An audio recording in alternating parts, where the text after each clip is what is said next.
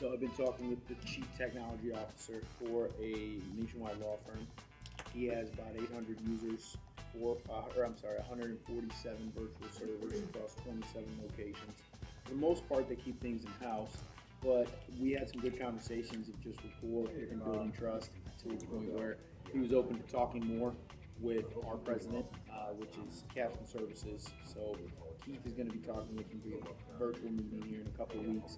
You know, he's nice enough to make time for me. You know, when you're in an environment that big, it can be a little bit difficult to find your way in, but it is the top guy.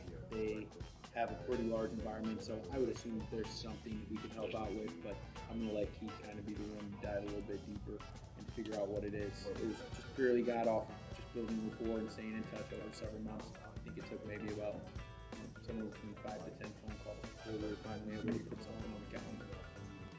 Yes, sir. So this one was with a law firm up in Winnipeg, and I talked to CFO after his 3-week vacation, and he said, "Hey man, like I'm really busy."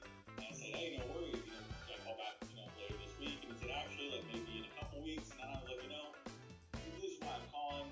Let's see if this is a good fit. And we kept talking, and he was super happy with the company, but he's really open to the option. He appreciated that we had a specialty in law offices, and we set a time for later in the month. It's about 60 users, and I'm really excited.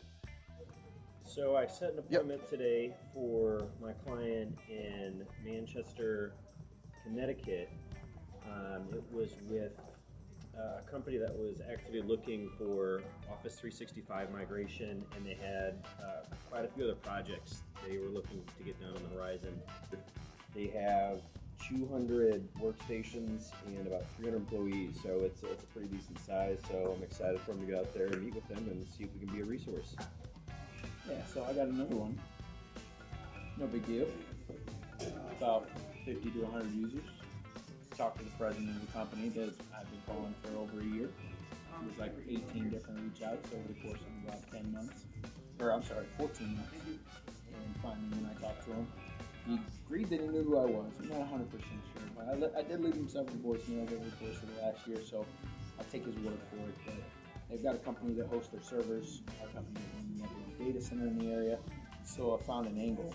But they're not under a contract. He wanted me to talk to his IT director, who didn't know they had. I thought they were all outsourced, so maybe at some point it changed over the course of the year, but I couldn't find this guy anywhere. But he did give me his name, called him.